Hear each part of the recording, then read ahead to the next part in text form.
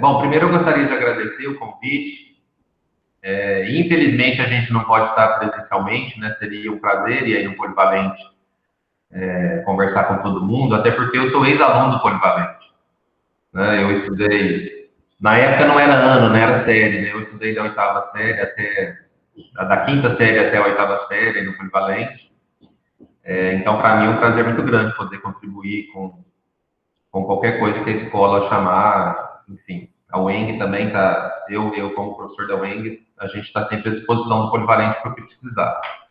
Inclusive, eu fui aí, tive um aluno um bolsista, Vic Júnior, né, que hoje até faz mestrado na UENG, e quando eu fui aí na escola, me deu até uma certa agonia de ver que os laboratórios não estão funcionando, né? Quando eu estudei aí, a gente tinha aulas de ciências no laboratório, então algumas coisas afligem muita gente, né? De saber como era e que hoje não funciona como a gente queria, né? Só para eu entender, são todos alunos do terceiro colegial? Isso, são todos os alunos, estão no último ano aí do ensino médio, né? Todos são do terceiro. Tá. Só Terceiro. para. Nós convidamos também o pessoal do noturno, que é do terceiro regular, e do terceiro EJA também, mas por conta de trabalho, né? Eu imagino que eles não devam entrar. Mas Não, se eu sei. entrar, deve ter um ou dois aí do noturno. Eu sei como funciona. Eu dou aula num curso noturno e a agenda deles realmente é diferente, né? Sim. Bom, deixa eu só me apresentar, né? Para quem não me conhece, eu fiquei muito tempo fora de Frutal, né? Exatamente para estudar. Então, muitos não, eu saio aqui em Frutal, parece que eu não sou aqui da cidade. Por mais que já tenha muito tempo que eu voltei, mas eu e a minha esposa, a gente ainda brinca, fala, nossa, amor, parece que a gente não é de Frutal. Porque, como a gente ficou muito tempo fora e depois voltou, as amizades do começo já estão em outros lugares, né? Mas eu me formei em ciências biológicas na Unesp de São José do Rio Preto, né? Antes de me formar, eu passei pelo que vocês estão passando agora, que é a dúvida do vestibular, né? O que eu vou fazer da minha vida? E uma das coisas que depois que a gente forma e começa a trabalhar, a gente vê é que a gente entra na universidade muito cedo, né? Hoje eu tenho alunos com 17 anos fazendo curso superior. Então, para os alunos terem essa maturidade de realmente saberem o que querem, a taxa de evasão no país é grande, né? Eu acho que uma das coisas que explicam isso é o quanto. Olha a carinha desses meninos, gente. Eu não estou vendo eles, mas pelas fotinhas de perfil é tudo gente novinha, né? Então, é normal ter dúvidas, né, em relação ao que fazer. É uma escolha muito importante, né? Porque vai definir, na verdade, vai definir a nossa vida, né? O que a gente faz. E aí, uma coisa que eu tinha certeza já quando eu fui prestar vestibular é que eu queria seguir na área de biológica. O curso eu não sabia muito bem, eu só sabia que eu não queria ser médico. Tá? Por uma questão de não gostar de ambiente hospitalar, enfim, não é o que me faria. Aí eu prestei vestibular para farmácia e para ciências biológicas. E graças a Deus eu passei em ciências biológicas, né? Não sei se eu seria tão satisfeito se tivesse passado em farmácia, porque depois que eu fiz biologia eu não me vi fazendo mais nada, né? E por mais que o Brasil, a senhora sabe, né? A senhora, não, professora Leia, por mais que o professor só tome pancada geralmente nesse país, a gente depois que começa a dar aula, não se, pelo menos a maioria, né, de nós, não se vê fazendo outra coisa, né? É incrível, é quase que uma esquizofrenia, né? Então, assim, a gente se apaixona mesmo pela profissão. Eu estou morrendo de saudade de estar na sala de aula. Então, essa semana nós começamos na UENG a ter as aulas remotas, né? E eu fiquei aí olhando, dando aula, olhando para uma tela de notebook, e eu ficava com os alunos, gente, pelo amor de Deus, eu preciso estar na sala de aula. Bom, aí eu prestei o vestibular para ciências biológicas, passei na Unesp de São José do Rio Preto, Fiz o curso de biologia, eu entrei em 19... A gente fala quando entra é duro, né? Porque a gente conta a idade da gente, mas não tem problema não. Eu entrei na universidade em 97, me formei em 2000, que é quando essa meninada estava nascendo, né? Alguns nem tinham nascido ainda. E depois eu emendei, eu quis seguir uma carreira acadêmica mesmo, né? A gente vai comentar dos caminhos que a biologia pode seguir, mas quando eu entrei na universidade, tem coisas que parece que é destino, enfim, né? A gente não sabe como explicar muito bem. Lá na Unesp de Rio Preto, eles, quando a gente entra na universidade, eles fornecem para a gente um manual chamado Manual do Bicho, que tem todas as informações da cidade. Eu não sei se ainda tem isso, mas deve ser. E tem todas as informações do curso. Então eu peguei aquele manualzinho, comecei a ler, né? Chegando lá em Rio Preto, mais perdido do que cachorro que caiu da mudança, né? Cheguei lá em Rio Preto e comecei a ler aquele manual do bicho. E de cara eu vi uma linha de pesquisa de uma professora que eu falei, gente, é isso que eu quero fazer. E por incrível que pareça, eu fiz iniciação científica, mestrado, doutorado, pós-doutorado, tudo com a professora. Né? Então, às vezes a gente pensa em os caminhos que a gente vai seguir, e a hora que a gente chega na universidade, a gente bate o olho numa coisa e fala, nossa, é isso. Só que pode ser o contrário, né? A gente pode fazer uma graduação inteira e sair dela sem saber muito bem o que quer fazer ainda, né? E ainda ter dúvidas mesmo depois de formado. E vocês vão ver quando vocês estiverem na universidade que o último ano da universidade é uma crise existencial, né? Isso acontece, eu acho que com 99% das pessoas. Chega no último ano, a gente tem uma sensação de que, nossa senhora, eu vou sair da universidade, eu não vou conseguir trabalhar, eu não sei se eu vou ser competente, eu não sei se eu vou dar conta de exercer minha profissão. E isso eu já adianto para vocês que é normal e praticamente todo mundo vai ter, né? Isso é bastante comum. Bom, então eu terminei minha graduação em 2000,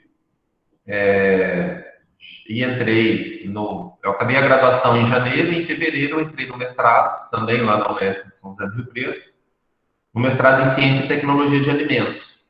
E a minha ex-orientadora de iniciação científica era cadastrada nele, eu segui, e depois terminei o mestrado em 2003, em fevereiro. Em março eu já tinha sido aprovado no doutorado, lá na Unesp de Rio Claro, fiz um doutorado em microbiologia, que aliás é uma ciência que está super em voga agora por conta da pandemia, né? Os conhecimentos de microbiologia agora estão sendo espalhados aí por conta do coronavírus, né? E depois, aí entrei na UENG, né? Em 2000 eu estava terminando meu doutorado, e comecei na UENG, e 11 anos depois, né, em 2017, 11 anos depois que eu terminei o doutorado, foi em 2006, eu fiz um pós-doutorado também na Unesp. Então, vocês podem imaginar o quanto eu sou grato ao Unesp, né? Eu fiz minha graduação, meu mestrado, doutorado, pós-doutorado, tudo nessa universidade que eu amo de paixão, né?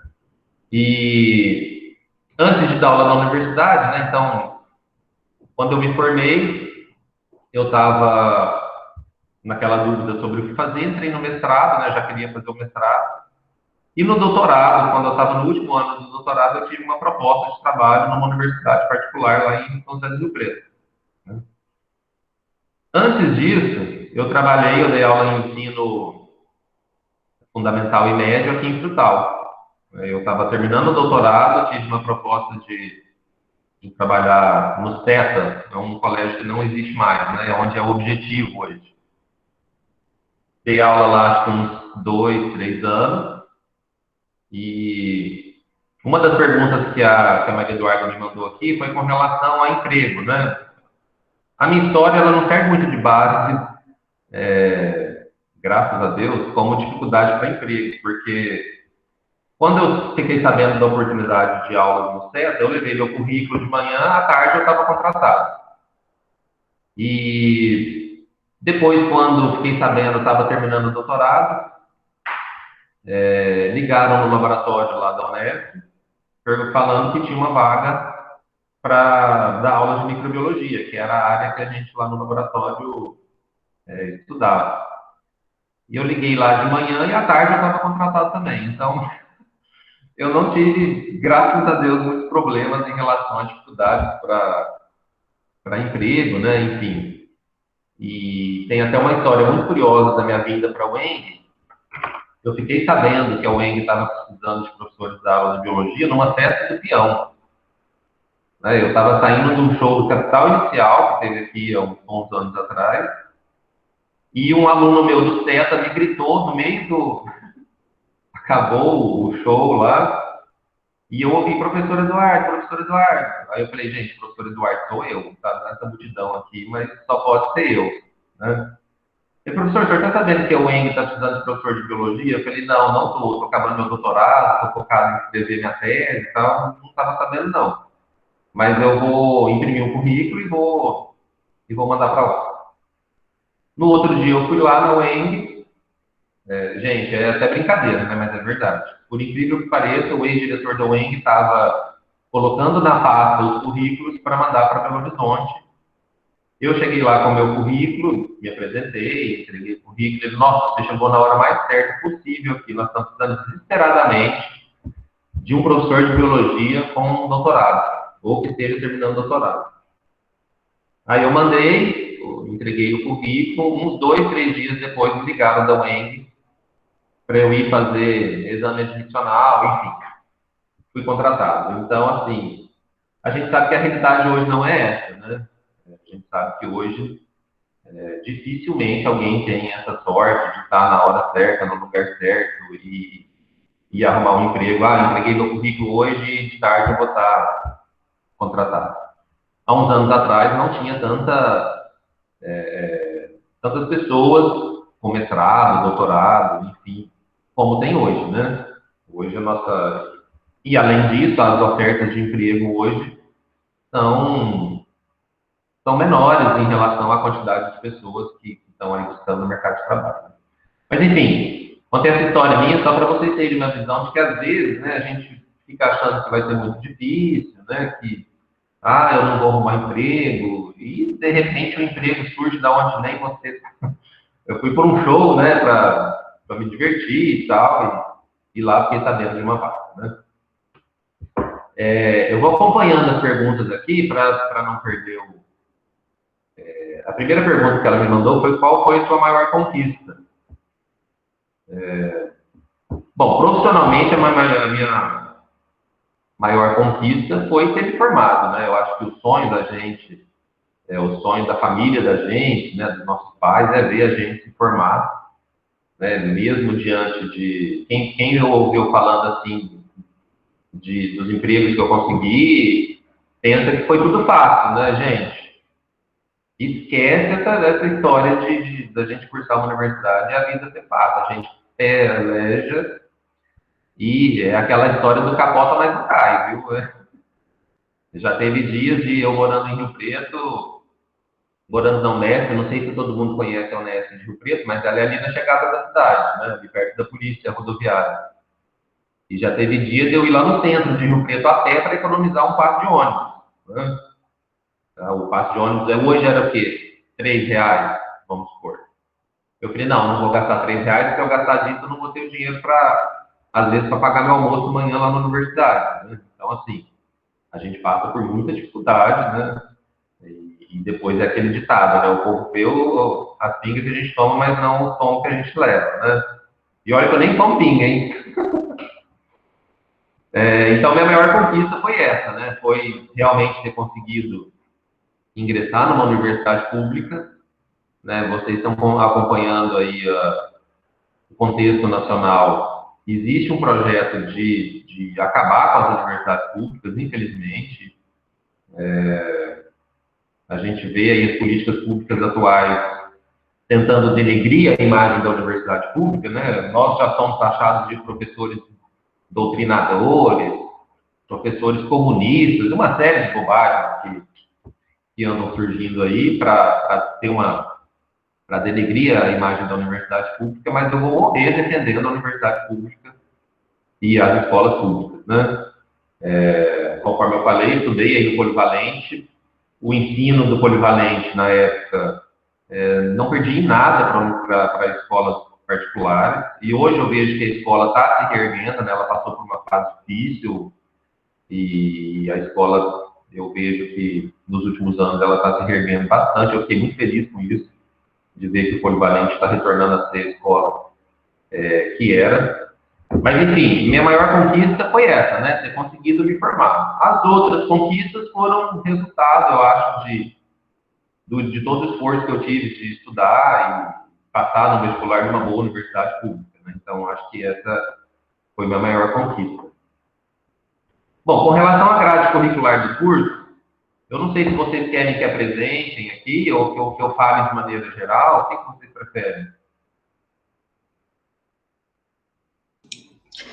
Você pode falar de maneira geral e depois, se você puder postar para a gente coloca no grupo da sala. Ok. Certo? É melhor assim. Tá. Mas só para vocês terem uma ideia geral, e quem for fazer biologia pode levar o mesmo susto que eu quando fui fazer, a gente vai com aquela ideia de biologia, né? Fala assim, nossa, me livrei da matemática, graças a Deus, odeio número, agora eu vou fazer biologia, eu estou livre disso, né? Nossa, não gosto de química, graças a Deus que eu vou fazer biologia, vou me livrar da química. Não gosto de física, vou me livrar da física. Gente, esquece, tá? O meu primeiro semestre, eu detesto, não gosto da área de números, de matemática, essas coisas. Eu estudava aquela coisa que, né, era necessário estudar, eu estudava, mas não era o meu forte, não era o que eu sabia que eu queria. E aí cheguei no meu primeiro semestre de universidade, estava lá, matemática aplicada. Falei, ai, Jesus amado, né? Segundo semestre, bioestatística. Falei, Jesus, mas o que eu vim fazer aqui nesse curso de biologia, né? Segundo semestre, física geral. Vai o número de novo, né? Então, assim, as ciências biológicas, ela é uma área muito interdisciplinar, multidisciplinar, enfim. Os biólogos, eles sabem um pouquinho de química, eles sabem um pouquinho de física, eles sabem um pouquinho de matemática, de estatística. E é lógico que ao longo do curso você vai, né, especificando para as disciplinas de biologia, né? Mas para que tem essas outras disciplinas? Né? Igual você construir uma casa, você tem que fazer um bom alicerce, né? E para a gente entender o que acontece, por exemplo, no nosso organismo, a maioria das coisas são reações químicas, né? Então, dependem de fatores físicos, são reações químicas, que precisam de cálculo, às vezes, para a gente chegar lá. Então, é por isso que algumas disciplinas, mesmo de exatas, acontecem no curso de biologia. Então, no primeiro semestre, o primeiro semestre de ciências biológicas é praticamente igual ao primeiro semestre de um monte de cursos, como agronomia, né? Tirando a parte mais de exatas da agronomia. Mas a gente vai estudar o que ali no começo? Biologia celular, física geral, química geral. Hoje em dia, eu observei as grades dos cursos de ciências biológicas para falar com vocês. Já está tendo alguns aspectos de sociologia para que as pessoas entendam a ciência como, né, não uma coisa só para estar lá no laboratório, né? Depois tem bioquímica, que é uma disciplina que o povo arrepia, mas que é extremamente importante para entender o que acontece, né, as reações químicas que acontecem nos seres vivos, né? Então, bioquímica, aí você começa a estudar as disciplinas que tem a parte de sistemática de vegetais, por exemplo, você aprender as características para você identificar um vegetal. A parte de zoologia, começa com zoologia dos invertebrados, né, que até mudou o nome das disciplinas para adequar os nomes mais atuais, né? E depois a zoologia dos vertebrados, então você estuda desde os anelídeos, né, e os vermes, até nós, os mamíferos, né? Então, as disciplinas que têm as ciências biológicas, elas são muito, muito interdisciplinares, né? Você não estuda, você não vai ficar lá só estudando célula, só estudando como que é a anatomia de um animal, né? Então, tem muita área diferente. E eu acho que essa é uma vantagem das ciências biológicas, né? Um aluno que ele cursa ciências biológicas, ele tem uma infinidade enorme, muito grande, uma gama muito grande olha, não, eu não gostei muito da parte de vegetal, eu gostei mais da parte de animal, né? Bom, aí tem microbiologia, que é a ciência que estuda os micro-organismos, né? Que é a que eu segui depois, né? Que estuda bactérias, fungos, vírus.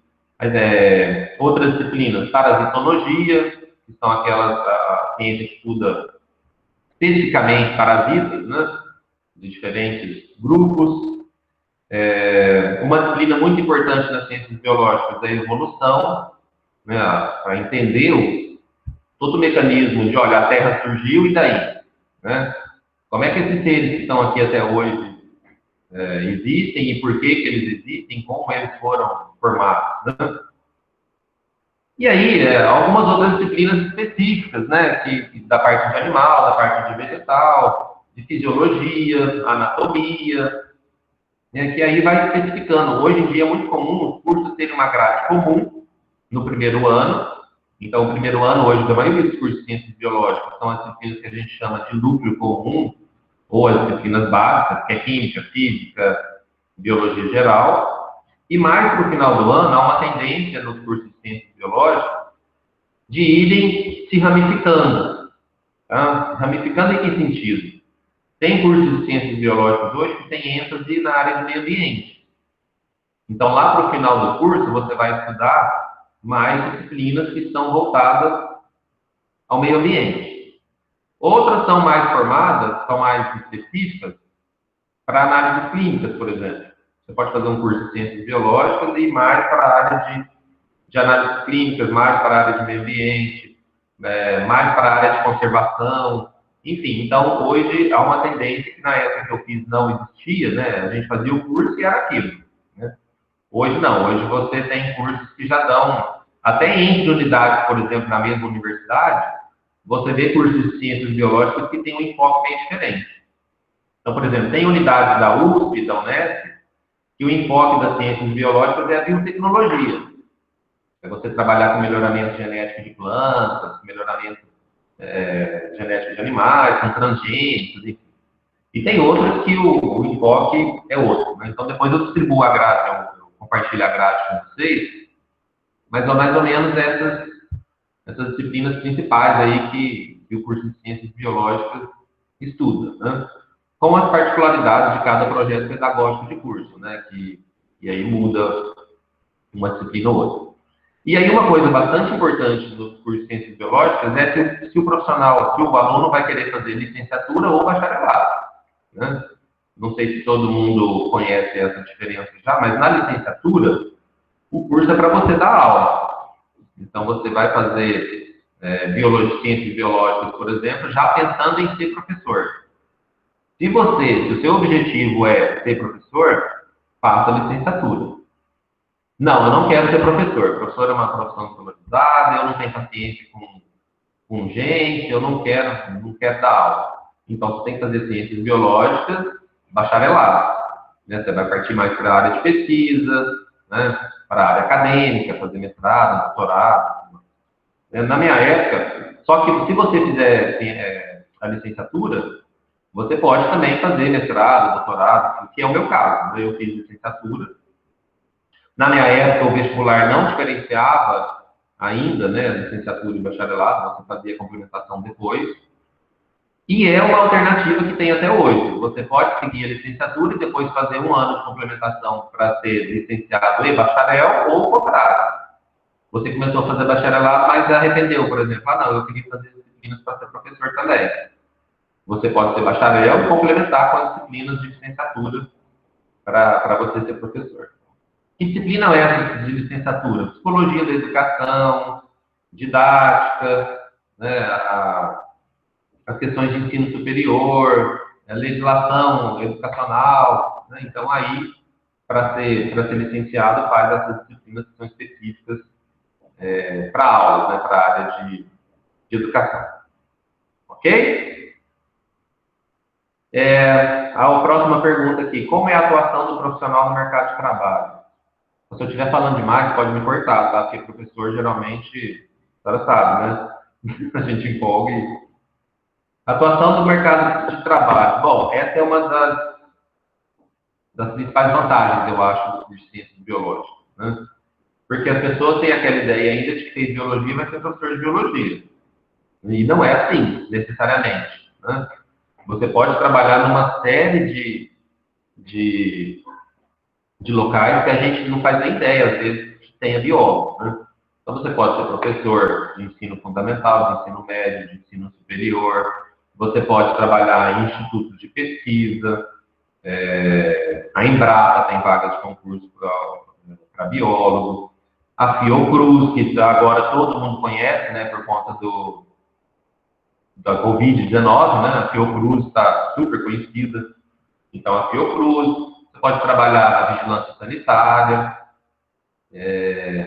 em órgãos ambientais, fazer com, não, eu não quero trabalhar com órgão público, eu quero trabalhar por conta própria. O biólogo pode trabalhar por conta própria? Pode, e tem várias opções, né?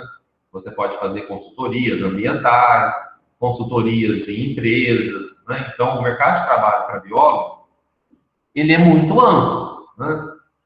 Aí tem gente que pergunta, mas por que biólogo, então, não tem muito emprego? Depende do que ele fez durante a vida dele, né? Porque hoje em dia, na minha época, a gente ter um curso superior já não era tanta coisa assim de arrumar trabalho, né? Hoje, então, nem se fala, né? Hoje em dia, a gente vê gente formada, até com mestrado, às vezes até com doutorado, e que não tem trabalho. Mas aí depende muito de como a gente vai encarar a profissão, né? E de o quanto a gente vai estudar e se dedicar para ela. E o que fazer depois, né, com relação ao mercado de trabalho, depende muito de que área a pessoa quer seguir, né? Tem gente, por exemplo, que fala assim, não, eu quero fazer biólogo para trabalhar lá em Fernando de Noronha com golfinho. Se o objetivo for exatamente esse, aí vai ser mais difícil você arrumar rapidamente o mercado de trabalho, né? Emprego. Tem que esperar um concurso, por exemplo, do IBAMA sair, com vaga lá para Fernando de Noronha, né? É uma coisa muito específica. Agora, fala assim, não, eu quero trabalhar com qualquer coisa da área de biologia, porque eu amo qualquer área da biologia. Aí vai ficar bem mais fácil, né? Você vai encontrar um leque de opções bastante grande. Tanto que eu sou biólogo e não dou aula em curso de biologia. Eu dou aula no curso de tecnologia em alimentos, que eu sou coordenador aqui na UENG, e dou aula na engenharia agronômica, né? Então, assim, eu sou um biólogo que não sou professor de um curso de ciências biológicas, né? Até porque, infelizmente, a gente ainda não tem aqui na UENG, mas nós, professores da biologia, já estamos nos unindo lá na UENG para mandar uma proposta de abertura de ciências biológicas aqui em Frutal. Na verdade, é meu sonho atual abrir um curso de ciências biológicas aqui na UENG. Tá? A universidade tem algum projeto de estágio? Gente, toda universidade, qualquer que seja ela, tem projetos de estágio. Até porque o aluno, quando faz ciências biológicas, ele tem que fazer estágio obrigatório, né? Tanto na licenciatura quanto no bacharelado. É obrigatório ter projetos de estágio, né? Qual o futuro dessa profissão?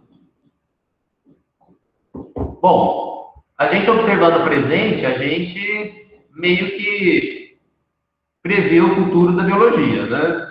Vocês estão vendo aí todo mundo conhece o Atlas, aquele biólogo que faz aquelas lives sensacionais em relação ao coronavírus, né? Hoje a gente vê o quanto a biologia está sendo disseminada, o quanto a biologia é importante para o mundo, né? Tem gente desesperada aí procurando, querendo que a vacina da Covid chegue logo, mas por que nós vamos ter uma vacina? Porque biólogos e outros pesquisadores da área estão lá 24 horas nos laboratórios fazendo pesquisas para que ela saia logo, né? Então, eu vejo que o futuro da biologia assim, eu não vejo o mundo sem a biologia, né? Não existe forma de pensar uma sociedade sem as ciências biológicas, com tanto de pesquisa que a gente ainda tem que fazer, né? Tem várias doenças aí, como o câncer, né? Que precisa de muita pesquisa ainda para chegar a curas específicas. Tem muita coisa para se aumentar a produtividade agrícola, né, e biólogos junto com agrônomos fazem isso. Então, assim, é uma profissão que eu vejo um futuro, né, não é porque eu sou biólogo que eu estou falando isso, mas essa pandemia veio mostrar o quanto os conhecimentos em ciências biológicas e as pesquisas são fundamentais para qualquer país do mundo, né? Quais são as oportunidades para quem se formar nessa área? Bom, eu meio que já me adiantei, né, quando eu falei do mercado de trabalho. Né? As oportunidades são das mais variadas possíveis e aí depende de que área o profissional de ciências biológicas vai querer seguir, né? Se ele for seguir a carreira acadêmica, ele pode dar aula tanto em universidade particular, né, quanto prestar concursos públicos para entrar nas universidades públicas, né?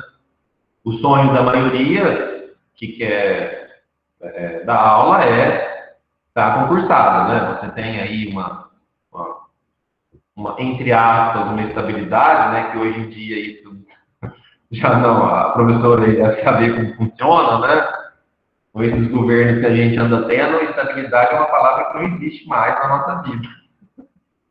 E a estabilidade, na verdade, não é um favor, ou, até fazendo um parênteses aqui, a estabilidade do servidor público serve para que não haja perseguição política com aquele servidor público, né?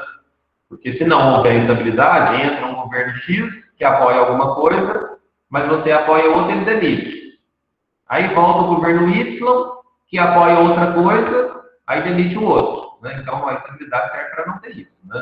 Para que a gente consiga trabalhar livre das decisões, das ideologias políticas, né?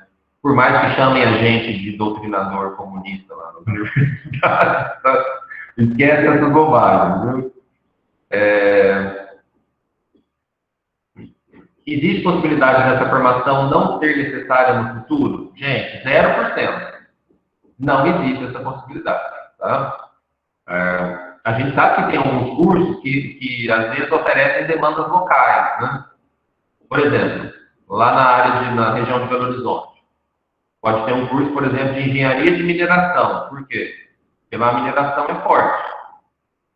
Para outro local que não tem nenhuma mineração, não tem sentido nenhum abrir um curso desse, né? Eu tenho uma região do estado inteiro que não tem mineração. Para que eu vou abrir um curso lá de engenharia de mineração? Agora, um curso de ciências biológicas está em todo lugar, né? Até porque os seres vivos e as necessidades dos seres vivos estão em todos os lugares, né? Então, assim, não existe nenhuma possibilidade de a formação em ciências biológicas não ser necessária, tá? Nenhuma. Inclusive, quem não faz ciências biológicas deveria ter maior noção de ciências biológicas, né? Porque senão começa a mãe não vacinar o filho, porque acredita que a vacina tem mercúrio e vai matar o filho. Começa o povo agora que falou que se a vacina for chinesa não vai tomar porque eles querem implantar comunismo no mundo. Então, os conhecimentos de ciências biológicas são fundamentais para que as pessoas não fiquem compartilhando algumas bobagens, né? Mesmo sendo de outra área. Qual é o salário para um estagiário e para um formando? Gente, estagiário às vezes nem tem salário, né? Estagiário é aquela coisa assim, quando eu comecei a fazer iniciação científica, por exemplo, a maior coisa, o que eu mais fazia lá era lavar vidraria, eu era quase empregado. Então, assim, literalmente começar do começo, né? Então, o estagiário, às vezes, pode ter uma oferta de estágio e não ter salário, ou o que a gente vê hoje, na maioria das vezes, é uma bolsa aí de estágio de 400, 600 reais, mais ou menos, né, na maioria das oportunidades que surgem aí. As bolsas de iniciação científica, infelizmente, faz muito tempo que não aumenta o valor, estão em 400 reais. Né, o aluno desenvolve, ele ganha por mês 400 reais para desenvolver uma iniciação científica, por exemplo, da FAPEMIG. No estado de São Paulo, para variar, é maior, tá? O valor das bolsas são maiores lá na FAPESP. Deve estar aí em torno de 500, 600 reais uma bolsa de iniciação científica. Mas o estágio geralmente é isso aí, 500, 600, 700 reais na maioria das áreas, tá? De salário depende muito, né? Eu conheço biólogos que ganham R$ 2.000 e eu conheço biólogos que ganham R$ 20.000.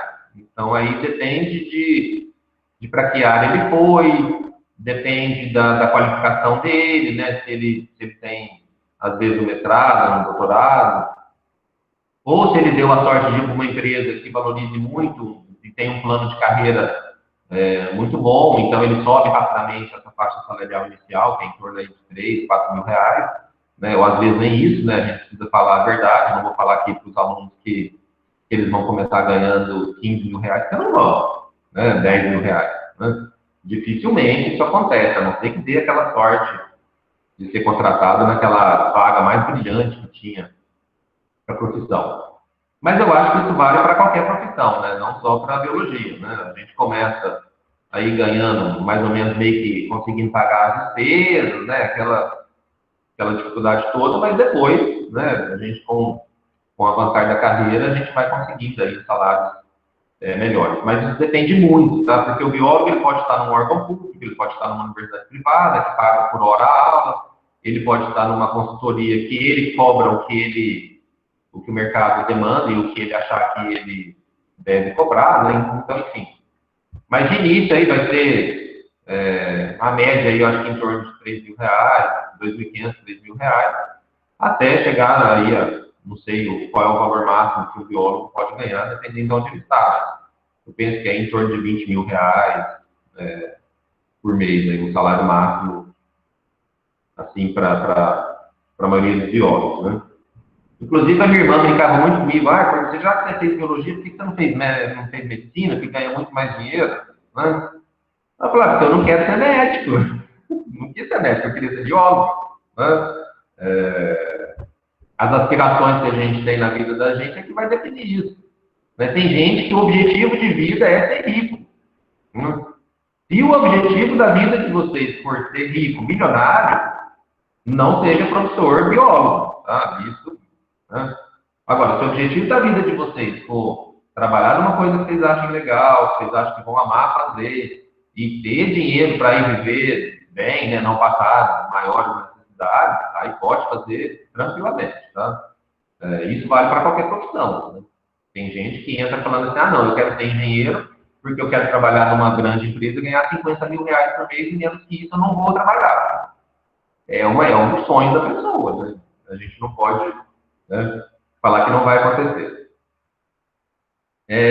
Como está o mercado de trabalho hoje e quais as mudanças para os próximos 10 anos? Bom, o mercado de trabalho hoje, como em qualquer área das ciências biológicas, é concorrido, né? Os professores de vocês, a professora Leia aí deve ver falando para vocês, que hoje em dia não adianta ser bom. Hoje em dia a gente tem que ser os melhores, né? Só para você ter uma ideia, a minha esposa trabalha na cervejaria e abriram uma vaga de engenharia ambiental lá para engenheiro ambiental. Gente, eles receberam mais de 500 currículos. Tá? Então, assim, é como se fosse um vestibular de 500 candidatos por vaga. Então, se a pessoa não tiver um currículo muito bom, se ela não tiver estudado muito, feito um monte de curso, e no currículo aparecer isso, ela já é descartada de cara. Né? Então, isso vale para qualquer profissão. Né? Se vocês querem realmente ter um emprego legal, estar no mercado de trabalho, né? Gente, precisa estudar cada vez mais. Né? Eu fico pensando na geração da minha filha, eu tenho uma filha de 8 anos. Eu fico pensando como vai ser a geração dela. Porque a concorrência é cada vez maior, então a gente tem que ser... Nós temos que ser os melhores, tá? Não, aquela coisa de ser o mediano, não. Tipo aquela coisa, eu passei e tá bom. Isso não existe no mercado de trabalho mais, tá? Hoje a gente tem que ser dedicado. Bom, para os próximos 10 anos, eu acho que vai aumentar essa concorrência, né? Porque existe muita gente formando, muita gente fazendo aí mestrado e doutorado. Então, cada vez mais, a gente vai ter que se dedicar mais. Isso é fácil em qualquer profissão. Tá? Mas, quanto mais o ser humano destrói o meio ambiente, mais nós vamos precisar de biólogos. Isso nós estamos vendo claramente agora durante essa pandemia, né? Essa pandemia tem a ver com o meio ambiente? Tem tudo a ver. A forma com que o ser humano está tratando a natureza e desmatando, né? Não sei se vocês já ouviram falar, mas um dos maiores reservatórios de coronavírus do mundo é a Amazônia. E o ser humano está lá todo dia, derrubando uma cidade de São Paulo, né? E tendo contato com, enfim, como diz o outro, desculpa a expressão, mas vai dar merda, né? Essas pandemias, infelizmente, a tendência é ser mais comuns, né? E cada vez mais nós vamos precisar do socorro de biólogos e das pessoas que estão no meio ambiente. Tá? Isso é fato, isso podem esperar. A universidade oferece continuidade nessa formação? Bom, aí depende da universidade, né? Por exemplo, lá na Unesp, eu estou falando onde eu fiz, mas depois eu dou outros exemplos. Lá na Unesp você faz a graduação e já tem pelo menos 2 ou 3 mestrados que você já pode seguir, né?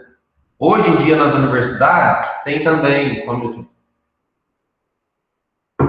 a garganta está até seca, do tanto que eu falo.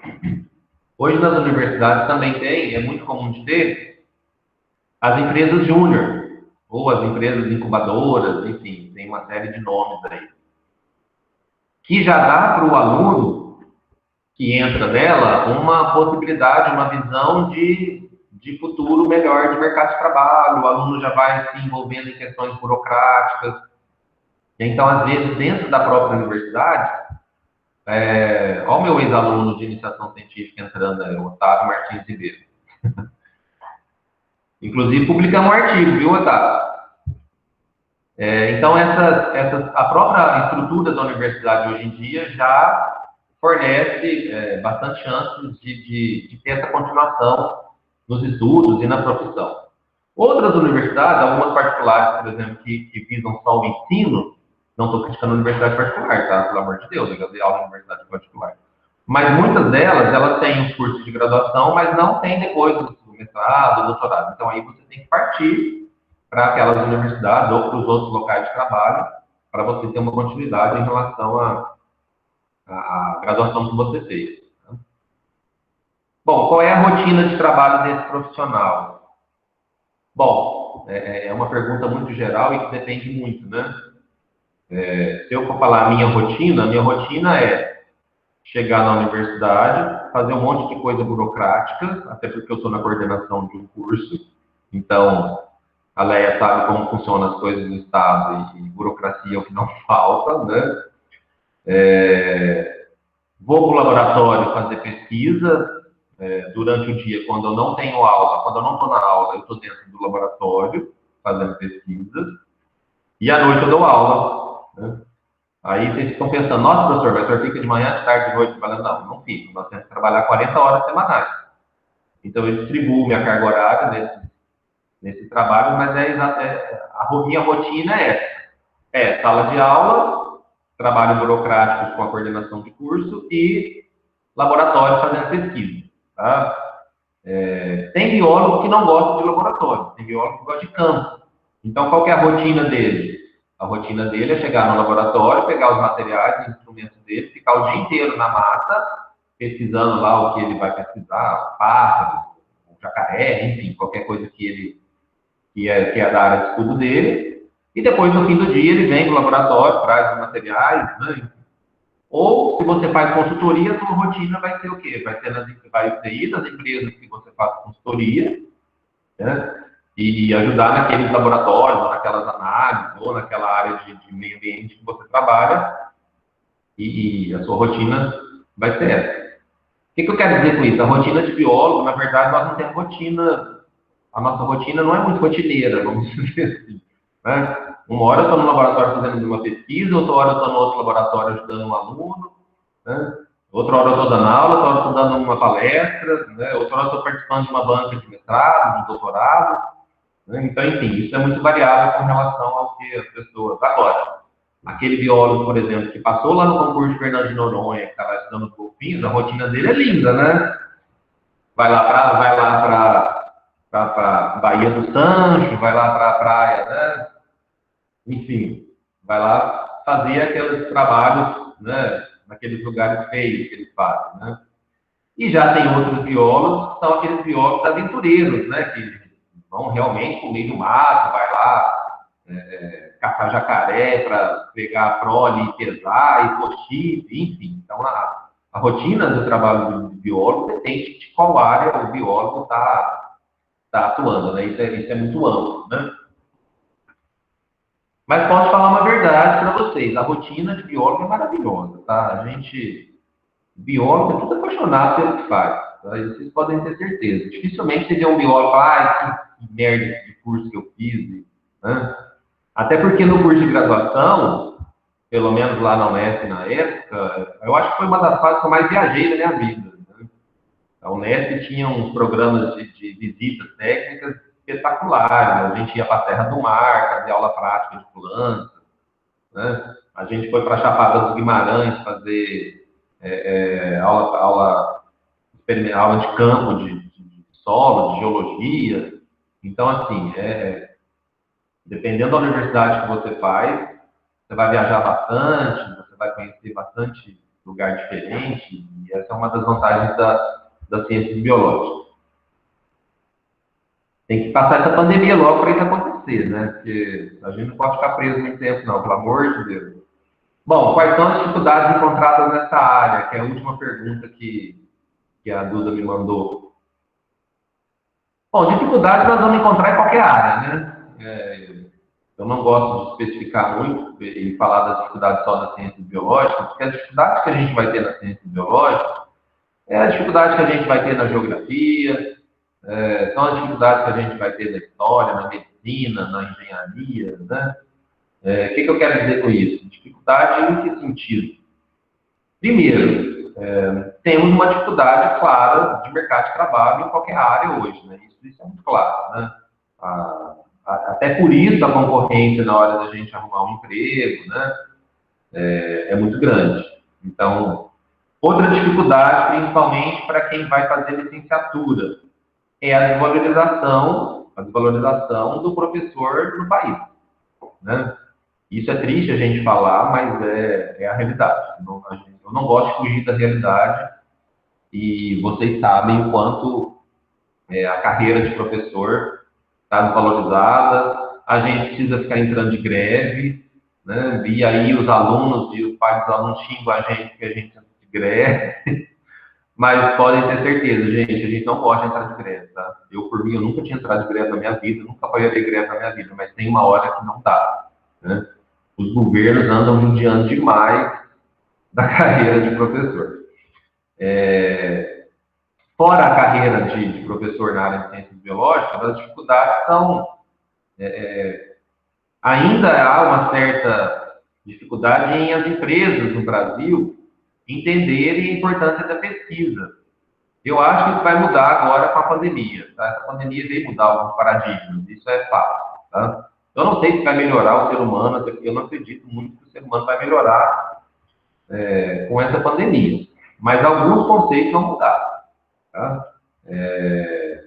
Hoje já se tem, com essa pressa da vacina, por exemplo, já se vê a importância dos cientistas, né? Já se vê a importância da pesquisa, né? Então, isso eu acho que é uma dificuldade que a gente vai começar a minimizar com essa pandemia que veio dar uma chacoalhada na gente, né? Então, acho que os governos vão ter que... Às vezes eles não vão querer, mas eles vão ter que acordar para a vida e parar de cortar verba para a educação, parar de cortar verba de ciência e tecnologia, né? A gente vê aí, infelizmente, bolsas de mestrado e doutorado sendo cortadas praticamente todo mês. Então, isso eles vão ter que dar uma acordada e falar, opa, não é um bom caminho esse a ser seguido, porque a ciência realmente é bastante importante. Bom, nossa, eu falo, hein, Jesus amado. Com essa pergunta, aí eu passo a palavra para vocês, para tirar dúvida, ou às vezes querer saber alguma dificuldade que eu tive, enfim. Passo a palavra a vocês, tá bom? Professor Eduardo, os alunos, eles vão fazer as perguntas no chat depois, a Maria Eduarda te envia. Tá. Né? Eu agradeço, a gente tem outro palestrante agora. Entendi. E a gente agradece muito, né, a sua participação, né? Realmente é uma curiosidade, depois eu quero que você escreva aí no chat para a gente qual foi a sua maior dificuldade. Sim, escreva aí para a gente visualizar. Deixa aí sua rede social, né, o seu e-mail aí, que eles mesmos podem te perguntar diretamente aí, né, a respeito. Nós temos uma universidade em Frutal, né, então ela tem que ser valorizada, tem que ser, os alunos tem que, a gente, né, que estudou fora da cidade de Frutal sabe a dificuldade que é, né, sair da cidade, e eles têm essa oportunidade de ficar aqui, né? Então, durante essa semana a gente pôde ouvir várias pessoas que fez biologia, né? E cada uma delas está atuando num campo diferente, né? Que são vastos os caminhos aí que pode seguir, né? E tem vários alunos, né, que falam, acho que eu vou fazer biologia, né? Eles gostam muito aí dessa área, é uma área atrativa, como você disse, com a pandemia, né? Ainda vai dar uma ênfase maior aí na área, né? Para pesquisa, para novos conhecimentos também, né? Eu também acredito que a pesquisa deve melhorar, né? Que estava em baixa no Brasil, sempre teve, né? Os governos nunca deram assim muita importância à pesquisa, né? E talvez agora a gente comece a melhorar um pouquinho e assim melhorar também a educação, né? Então, muito obrigado, tá? Valeu a sua participação. Queria que você deixasse aí suas palavras finais aí para os alunos e depois não esqueça lá no chat de colocar seus contatos para a gente. Ok, eu deixei o meu e-mail aí. Eu vou pôr meu Facebook. Meu Facebook, eu confesso que é meio político, tá? Quem apoia o atual governo não vai gostar muito, não. Eduardo Martins, meu Facebook, e meu e-mail é eduardo.martins@weng.br. Instagram quase não uso, então nem vou colocar, tá? Eu uso mais o Facebook e eu costumo colocar bastante coisas da área de ciências, de pesquisa no meu Facebook também, principalmente agora com o coronavírus, né? Eu gostaria muito de agradecer a oportunidade. Eu não sei quanto tempo eu tinha para falar, devo ter extrapolado, porque eu não preciso perguntar para a Duda, tá? Mas qualquer coisa que vocês precisarem da escola, como a escola que eu estudei, tenho o maior orgulho de ter estudado aí, podem nos procurar lá na UENG, que a gente está sempre à disposição, tá bom? Tá bom, depois a gente te convida para fazer a versão física na escola. Se Deus quiser. É muito gostoso, né? Muito melhor do que Não, aqui, né? Nem compara. Tá bom, a gente convida, sim, a gente quer parceria, sim, principalmente com os professores aí da UENG, porque muitos de nossos alunos vão para lá, né? Sim, e a gente queria, né, gostaria que fosse bastante, houvesse um entrosamento bem grande, mesmo que os alunos saíssem da escola sabendo realmente aonde eles vão pisar, né, onde eles vão estar aí atuando na sua próxima fase, né, e saber a importância que é de estar na sua própria cidade, fazendo uma universidade aqui. É lógico, eu apoio qualquer um, não tenho curso aqui, eu quero outra universidade, lógico, né? Vou apoiar os nossos alunos, sim, né? Mas é lógico que a gente vai, assim, né, ter uma quedinha pela nossa cidade. Muito obrigada. Imagina, obrigado a vocês. Tchau, tchau. Tchau. Bom, pessoal, continuando aí, né, com o nosso café filosófico, agora nós temos aí o César, né, que vai abordar aí na área de direito para a gente. César, seja muito bem-vindo aqui, né, na nossa apresentação, né, que você possa aí contribuir também um pouquinho com os nossos alunos, né, que vão partir aí para a área do direito, né, e assim como né, o Eduardo disse, e ai, que bom seria se a gente pudesse ter um pouquinho do conhecimento, né, aí de cada área, seria excelente. E o direito é mais uma dessas, né, que todo brasileiro teria que ter esse conhecimento do direito, porque nós somos assim, né, são tantas coisas, tantas leis, tantos direitos e deveres que nós temos e que às vezes a gente perde por não conhecer, né? Então, o café filosófico é um meio onde os alunos conhecem um pouquinho dessas áreas, né? Porque chega ao terceiro ano, eles ficam muito na dúvida, né? Eles têm dúvida, o que vou escolher, e agora? Né? Outros não, outros já sabem diretamente o que vão fazer, qual universidade, investem naquela universidade, mas outros ainda têm dúvida. E uma coisa assim que eu observo bastante é que o aluno que escolhe uma área, ele se empolga muito pelo lado positivo, né? E o lado negativo daquela profissão, às vezes, nem muito. E todas as profissões, em qualquer área da nossa vida, nós vamos ter positivo e negativo, né? Pontos bons e pontos ruins, consequências boas e consequências ruins, né? Então, quando eles escolherem, que eles tenham a plena consciência de tudo que eles vão passar por ali. E também saber que há uma diferença entre ensino médio, ensino superior e o profissional, a profissionalização. Né? Seja muito bem-vindo, obrigado pela sua presença aqui, né? E a apresentação aí está com você, tá bom? Passo a palavra. Um bom dia a todos. Eu agradeço o convite da Maria Eduarda, né? Em nome do qual eu agradeço, estendo os cumprimentos aos demais discentes. Agradeço a senhora, né? E peço que estenda também esse agradecimento ao diretor e aos demais professores, né? Dessa instituição. Com certeza, a Maria Eduarda, no começo do ano, ela já havia mencionado, antes mesmo da pandemia, né? Sobre esse projeto. Eu achei interessantíssimo. Eu não tive, quando eu passei por essa situação, esse dilema de escolher a carreira, eu não tive essa oportunidade. Então, eu penso que é um bom projeto para que os alunos possam embasar bem essa escolha. É um momento delicado, mas eu acho que nós devemos ficar nem um extremo nem o outro. O aluno tem que ter a dimensão que é uma escolha importante, né, para a sua vida, com certeza. Então, ela tem um peso, ela vai repercutir de certo modo. Só que também não tem que... como que eu posso dizer? Ele não tem que ter também uma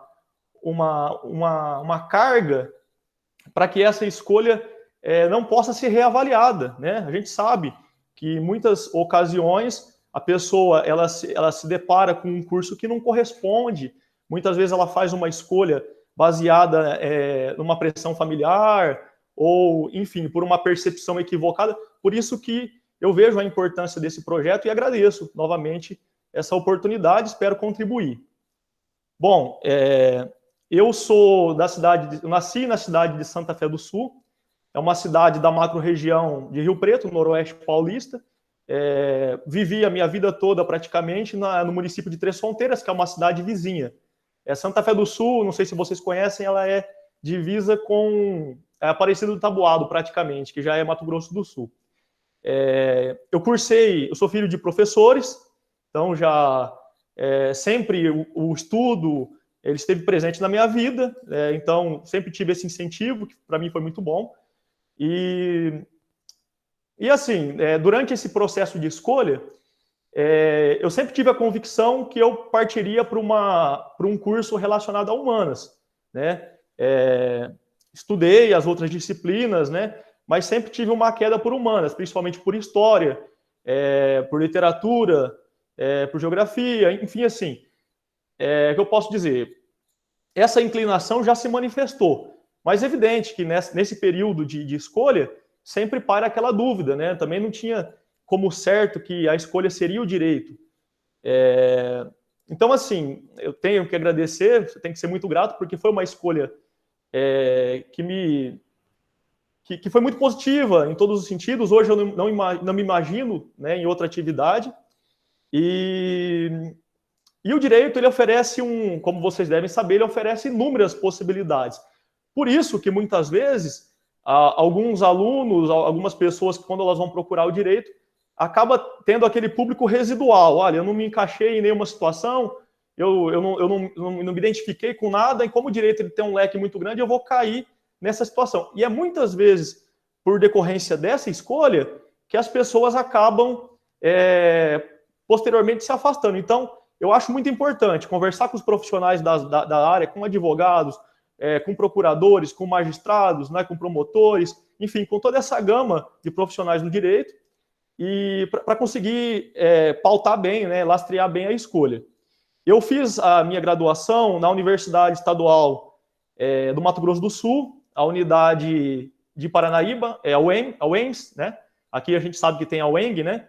O que é um privilégio, né? Quando eu fiz a minha escolha, eu necessitei deslocar, né? Então, eu morava em Três Fronteiras, a Universidade Estadual dista ali uns 90 quilômetros, mais ou menos, do meu município.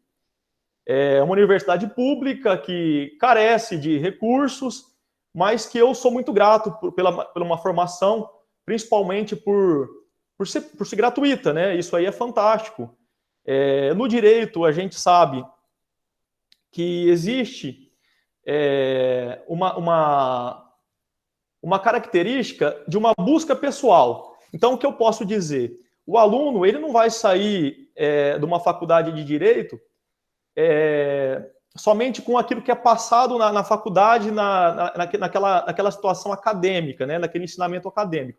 Ele precisa de uma busca, de um amor, de uma busca assim, pessoal, né, no direito, porque é um conhecimento muito vasto e só aquela dogmática acadêmica ela não é suficiente.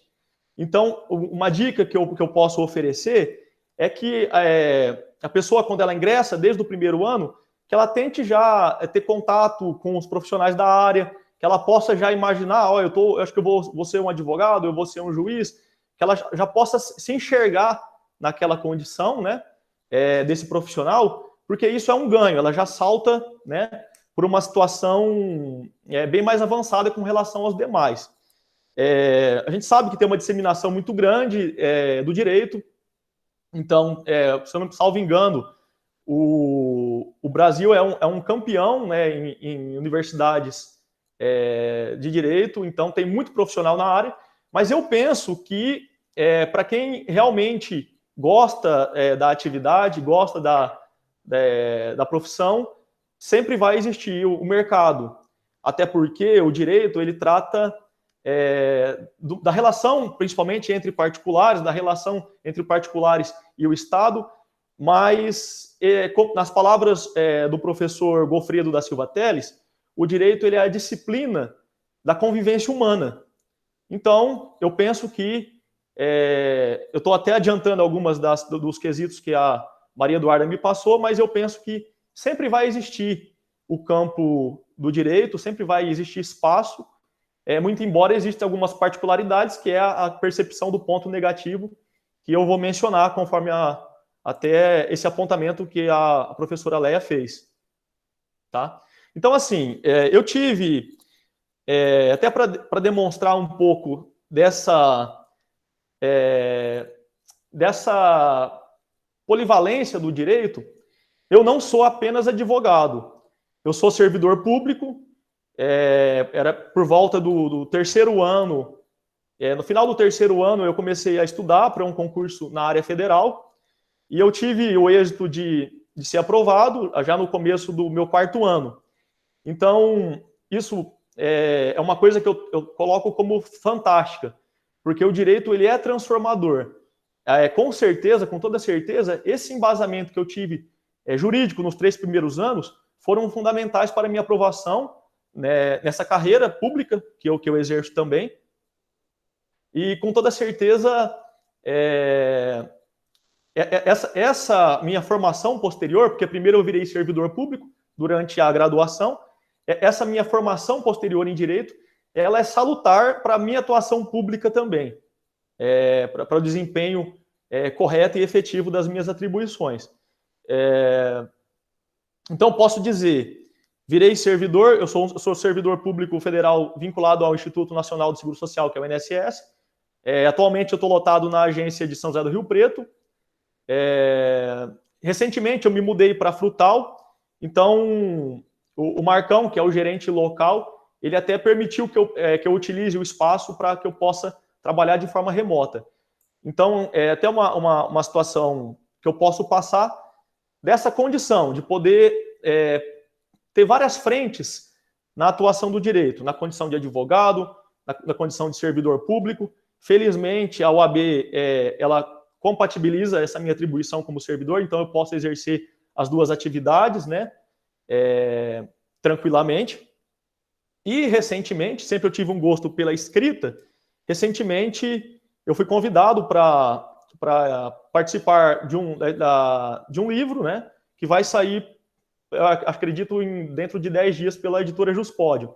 Então, eu acabei profissionalizando essa outra atividade. Então, tudo isso demonstra como o direito ele é um leque muito amplo mesmo, né, de possibilidades. Se eu estiver abusando do tempo aí, eu estou de olho também, mas pode me interromper, sem problema algum.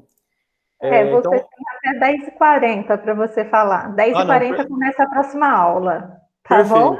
Perfeito. Pode ficar. Então, vamos lá. Aí a gente ajuda qualquer coisa. Agradeço.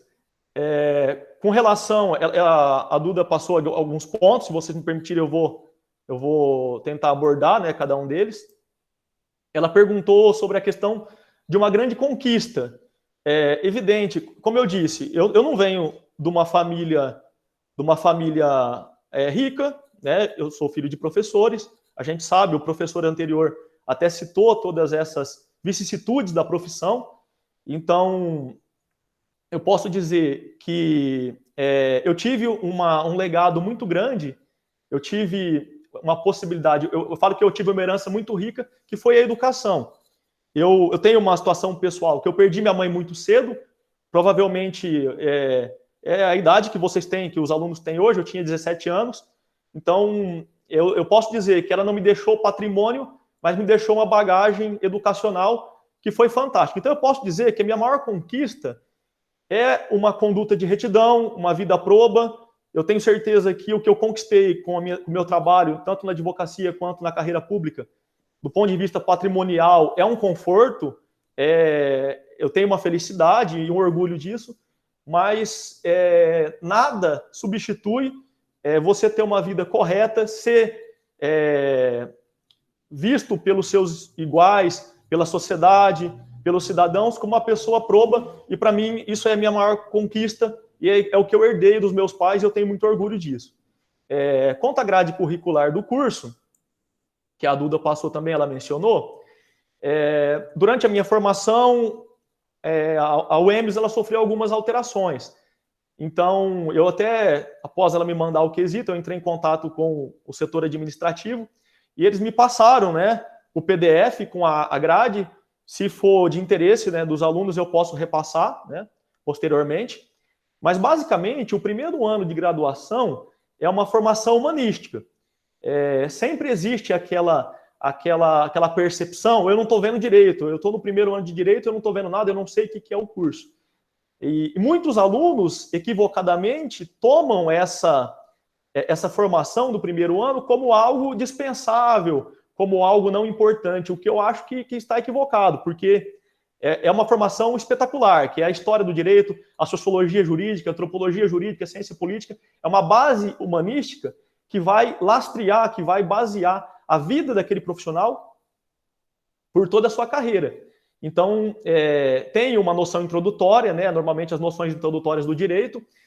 Posteriormente, você vai ter um contato com o direito civil, e nos anos subsequentes, com penal, constitucional, processo de trabalho, o direito processual em si, tributário, enfim, toda essa disciplina gigante e rica que é o direito, né?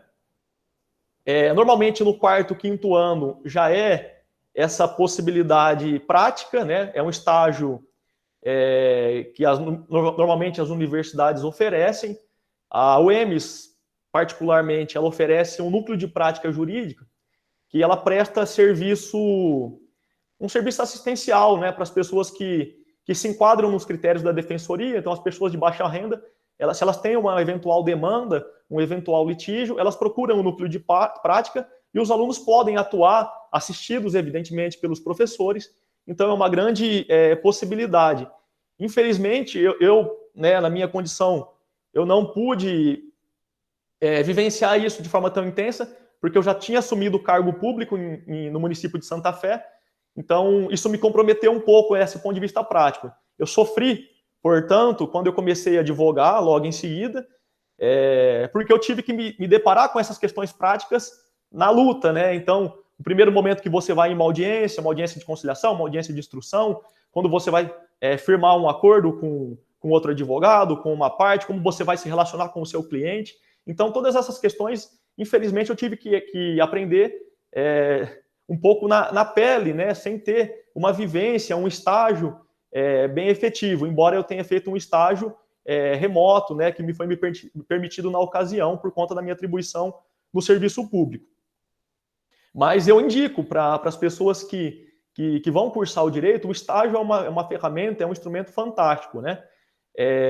Então, para quem vai executar o estágio, eu recomendo que a pessoa amplie, estagie em escritório de advocacia, estagie no Ministério Público Federal, no Ministério Público Estadual, tenta abrir essa possibilidade para tentar enxergar qual atividade ela se correlaciona com o seu perfil.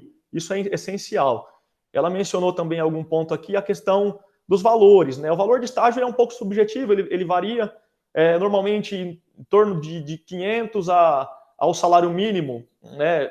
O estágio, a gente sabe que ele pode, inclusive, não ser remunerado, mas normalmente principalmente em órgãos públicos, né?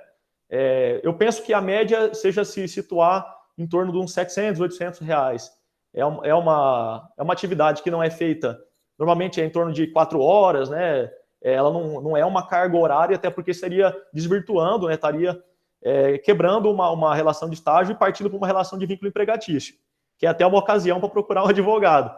Mas, normalmente, o estágio ele é uma situação de 4 horas, no máximo isso que a gente observa na prática. Com relação ao futuro da profissão, como eu disse, o direito, o aluno ele tem que ter uma noção básica, assim, elementar, para sentir se realmente é aquilo que ele quer, se é aquilo que ele gosta. A gente sabe que existe uma predileção do ponto de vista econômico que o direito pode proporcionar. Mas a gente sabe também que tem muitos profissionais que passam por situações financeiras complicadas, né? Então, a dica que eu dou é essa: você mergulhar nesses 5 anos de graduação já pensando na atividade profissional, tá? Tem muito profissional no mercado, mas tem muito campo para profissional bom, para a pessoa que se dedica, que ela mergulha naquela demanda. Com relação a esse futuro da profissão, a gente sabe que tem uma preocupação muito grande acerca da automação. Os grandes escritórios de advocacia nas grandes capitais, eles já se valem, né, de uma tecnologia muito avançada que acaba por substituir o profissional do direito. Então, a gente já tem observado uma redução significativa dessa banca de advogados, né, pela substituição. Então, já existem aplicativos, ferramentas, inclusive com experiências internacionais, que ela condiciona a elaboração de peças de modo robotizado, ou pelo menos substitui parcialmente aquela atuação que outrora era desenvolvida pelo advogado. No entanto, conforme eu disse, eu penso que sempre vai existir, porque tem um limite, tem um momento que essa automação, essa tecnologia não chega, principalmente no trato do direito, que tem uma carga muito substancial, muito robusta de subjetividade. Então, sempre vai existir. No entanto, cabe um alerta, né, que o profissional ele tem que sempre se capacitar. Um detalhe importante da profissão é esse. Existem muitas atividades que a pessoa ela sai da graduação, ela faz uma pós, um mestrado, e o conhecimento consolidado, ele normalmente ele é suficiente para ela levar aquela atividade para o resto da vida. A atividade relacionada ao direito, não. Ela demanda uma atualização contínua.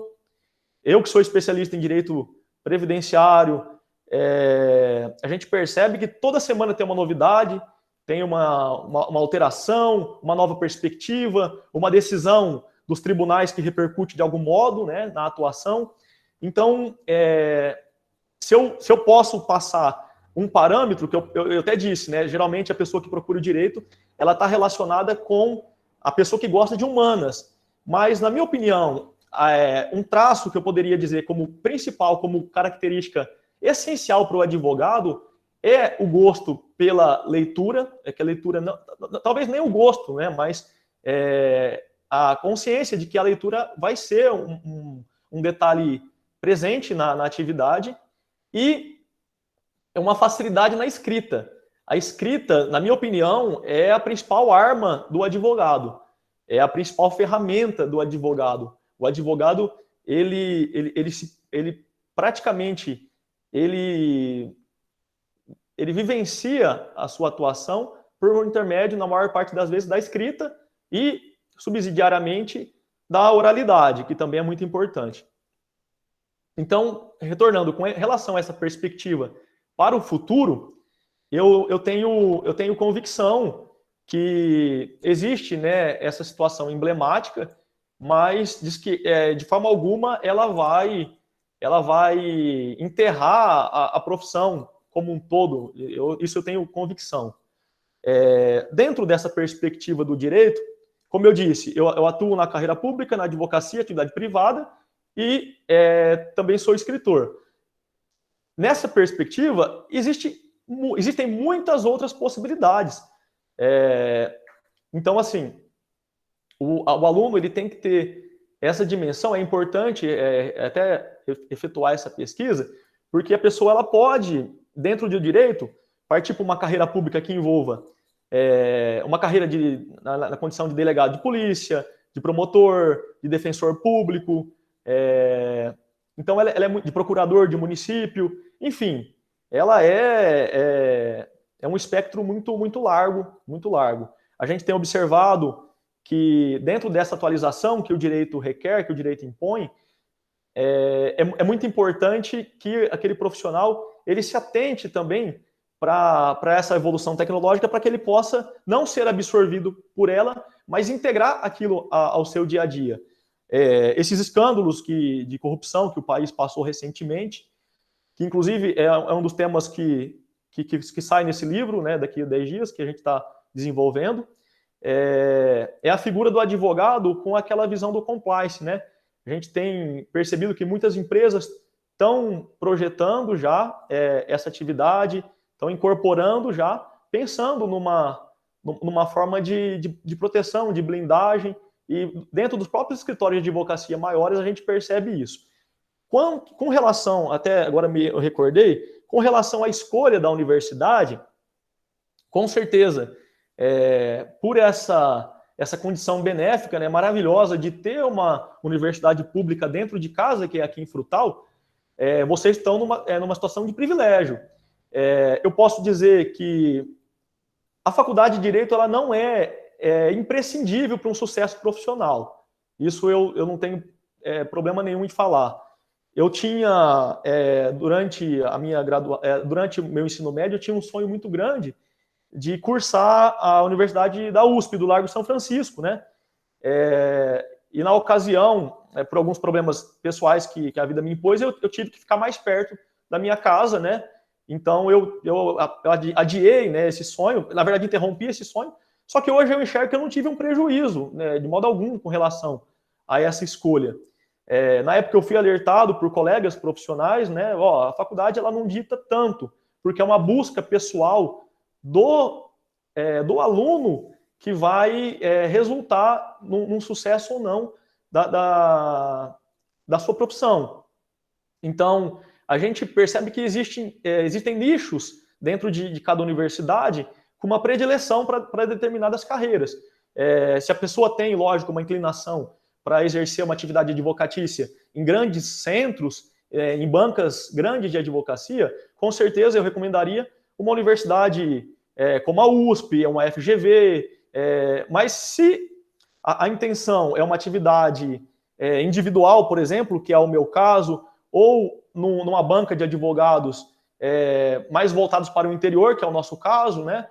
Longe dos grandes centros, ou até mesmo nos grandes centros, mas fora dessas grandes bancas de advogados, é possível plenamente qualquer instituição. A gente sabe que existe um certo preconceito com universidades privadas, mas muitas vezes algumas universidades privadas elas oferecem uma condição muito boa para os alunos, muitas vezes até superior à universidade pública, que a gente sabe que muitas vezes ela passa por uma certa dependência do poder público, que nem sempre passa o orçamento devido, dá a devida o devido substrato, né, que essas universidades necessitam para a sua manutenção e o livre desenvolvimento dos seus discentes. Então, assim, não tenham problema nenhum. Não logrei êxito em entrar numa universidade pública. Pesquise uma universidade privada, se eventualmente o aluno tem essa condição financeira, evidentemente, mas não é um problema, não é um demérito, até porque nós conhecemos inúmeros profissionais, juízes, procuradores, advogados de renome que saíram dessas instituições, particulares ou públicas. Então eu não tenho tem para mim, na verdade, muita clareza em expressar que isso não é um problema, tá? Principalmente para o direito, que depende dessa formação, dessa busca pessoal do profissional.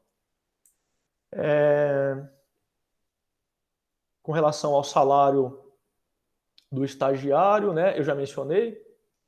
O mercado de trabalho.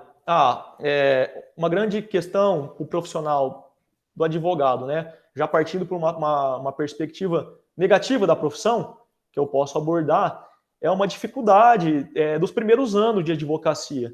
Então, nós vivenciamos na prática que muitos colegas que você enxerga nos bancos acadêmicos ou na própria atuação profissional, que tem um talento incrível, que tem um perfil para a advocacia, que tem todos os requisitos para se tornar um grande profissional naquela área, aquela pessoa ela acaba se demovendo desse processo, porque a profissão nos primeiros anos ela é muito traiçoeira, né?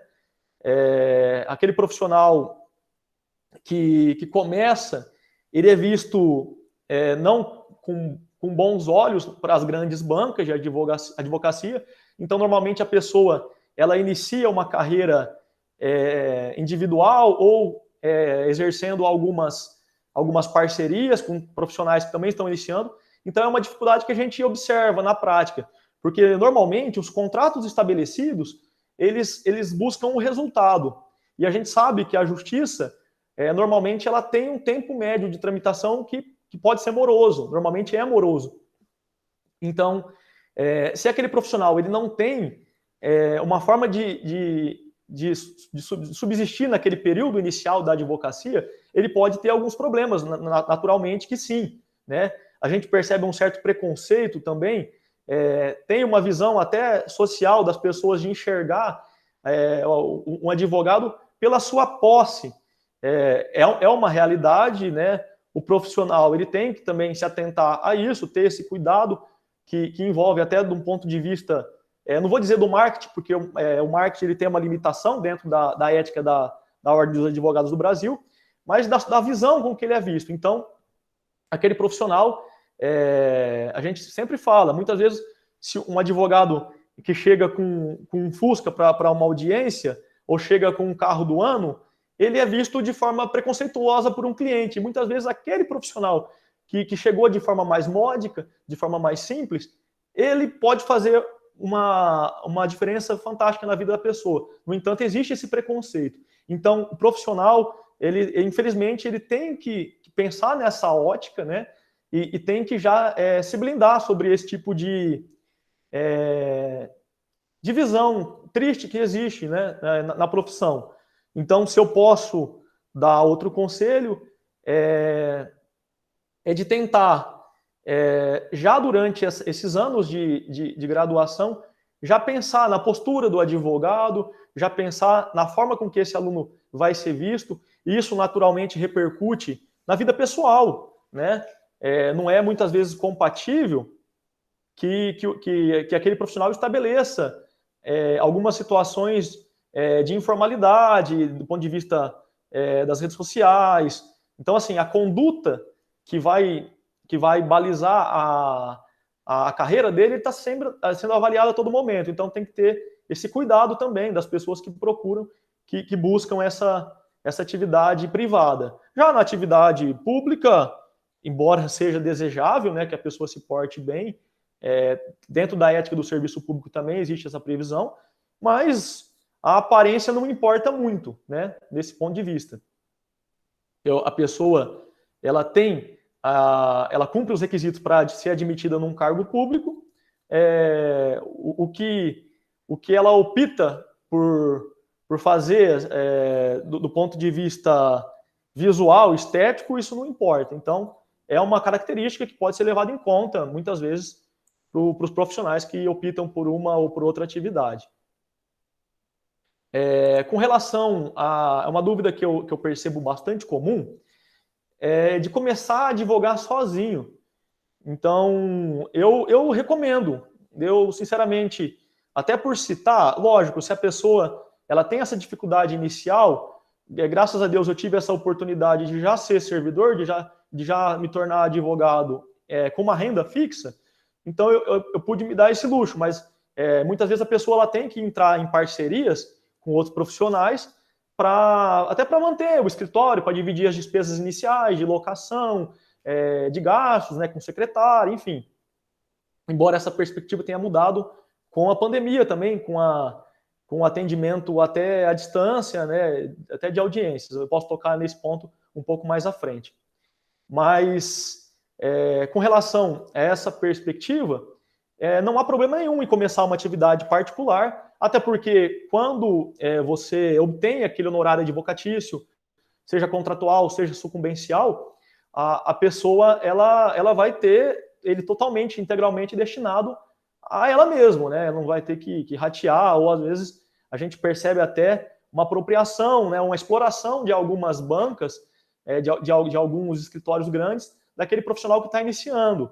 A gente observa que o salário, até respondendo a essa demanda que a Duda passou, o salário de um advogado empregado, ele não é muito alto. Existem algumas bases que são estabelecidas, bases éticas que estão estabelecidas pela OAB em cada estado, mas o salário do advogado geralmente ele gira num piso em média de 2.000 a 5.000. Então, lógico que o advogado que exerce atividade privada individual, o céu é o limite, né? Ele vai desenvolver a sua atividade e ele não vai ficar preso a esse salário fixo. É uma perspectiva interessante para quem tem perfil, para aquela pessoa que a gente sabe que nem todo mundo tem. Alguns profissionais preferem aquela segurança, né? O dinheiro caindo pontualmente, né? A pessoa pode não enriquecer substancialmente, mas ela tem uma constância, né? Ela tem uma segurança para levar a sua vida e da sua família, enfim. Então, assim, é uma questão muito pessoal. A gente percebe que os advogados que obtêm êxito de forma individual são aquelas pessoas que têm uma visão no direito atual empreendedoras, que elas enxergam já a sua atuação como um modelo de gestão, né, da atividade, que elas buscam perspectivas em outras searas, não só, elas não ficam adstritas ao direito. Então, isso é interessante, né? até para se situar nessa nova perspectiva de direito interdisciplinar e tecnológico que a sociedade tem imposto, né? Que a dinâmica social tem imposto. Então, essa é uma questão a ser levada em conta. Com relação até sobre essa questão da pandemia, a gente tem percebido, eu particularmente vi como um avanço para a advocacia, essa possibilidade de audiência virtual. Lógico que eu mantenho uma cautela com relação à audiência de instrução, porque, na minha opinião, é uma audiência ainda que demanda uma atividade presencial, mas muitas vezes o advogado ele tinha um dispêndio de gastos muito grande para se deslocar para as outras comarcas para fazer uma audiência de conciliação. Para quem não sabe, uma audiência de conciliação é uma audiência que ocorre logo no início do processo para que as partes tentem uma composição, né? Que elas tentem encontrar uma solução sem que o processo se procrastine no tempo ou que necessite de uma decisão, né, estatal por meio de uma decisão judicial. Então, essa audiência de conciliação, ela tem uma previsão no Código de Processo Civil, ela sempre acontece.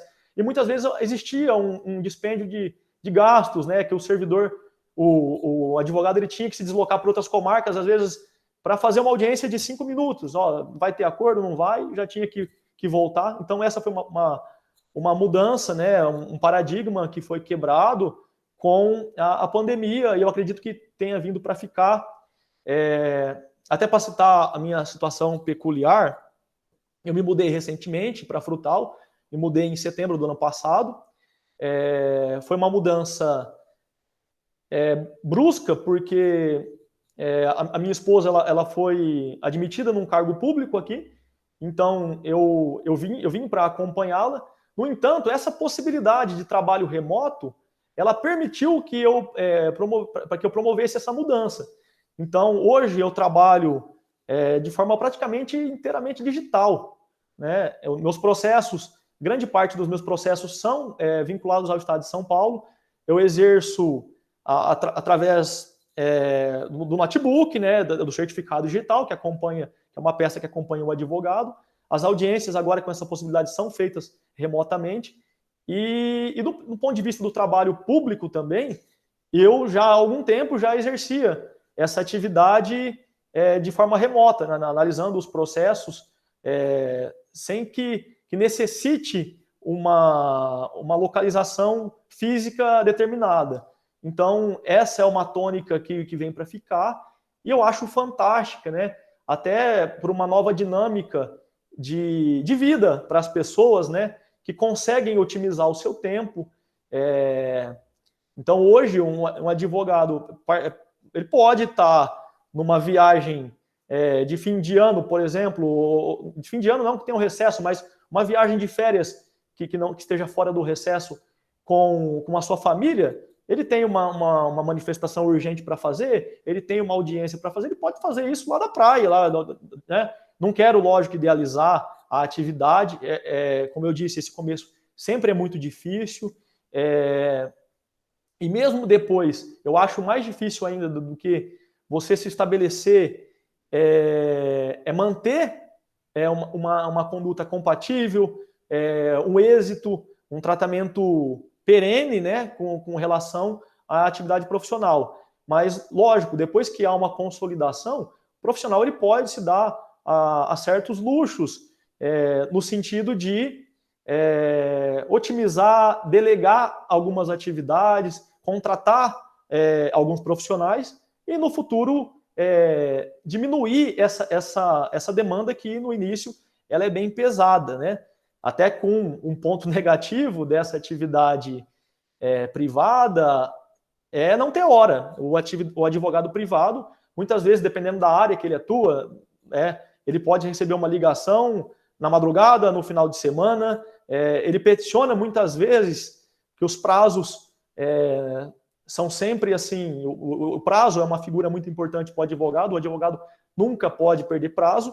Então, muitas vezes você está cumprindo um prazo ali, 10 horas da noite, você briga por decisões de caráter liminar, Então, assim, é muito dinâmica essa atuação e essa tendência digital acho que veio para contribuir, mas também tem essa nuance, né, de às vezes escravizar o profissional, desde que, evidentemente, ele não tenha uma organização para isso.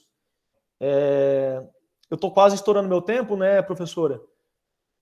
Se for o caso, se quiser abrir para perguntas, ou eu posso continuar falando, tem muita coisa para falar, mas se quiser passar as perguntas no particular também, sem problema. Sim, eu acho melhor, depois eles passam as perguntas, depois a Maria Eduarda te envia as perguntas, ou você deixa a sua rede social, eles perguntam pelas redes sociais, e-mail.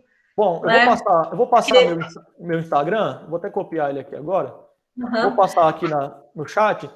Aí, caso vocês tenham alguma demanda específica, alguma pergunta particular, fiquem à vontade, né?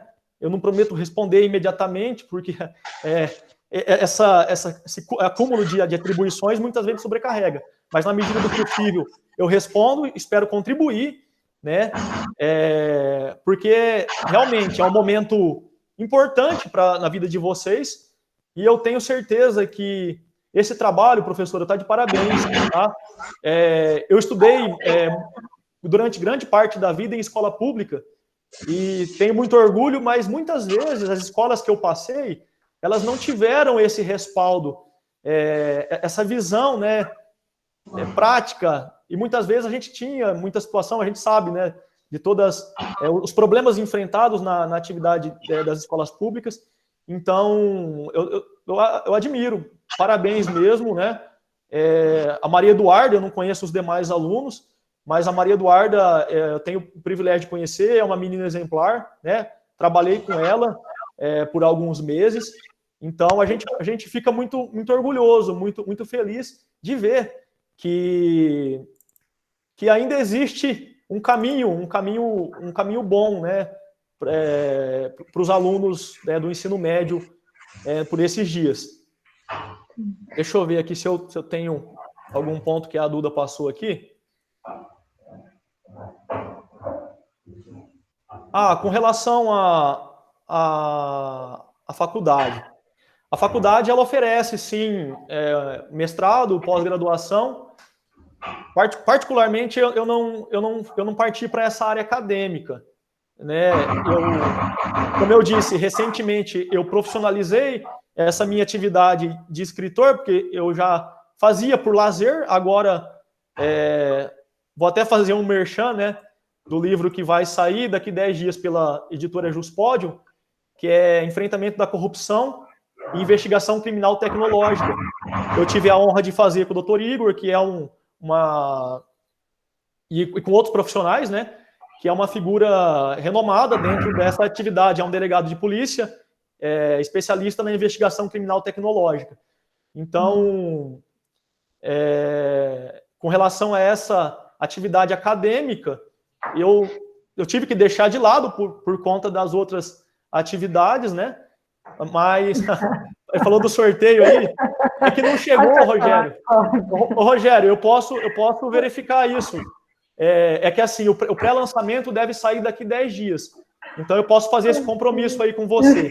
Já converso com o doutor Igor, a gente pode disponibilizar assim. Beleza?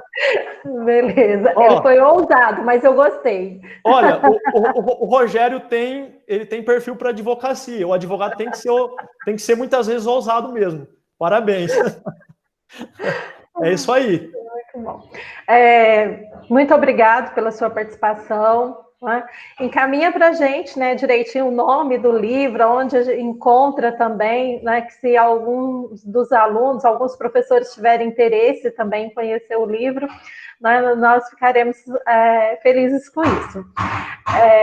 A gente agradece muito, contribuiu bastante aí com os alunos, porque realmente conhecer a profissão na prática é totalmente diferente daquilo que é a escola, do que é aquilo que é o curso superior, né? Então, vale muito a pena.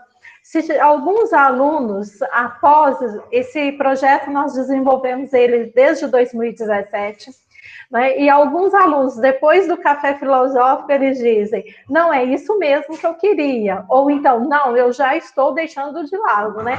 A questão da leitura, ó, tem que ler bastante. Muitos alunos já me falaram, logo após o café filosófico na área de direito, não, professora, tem que ler muito, eu já desisti.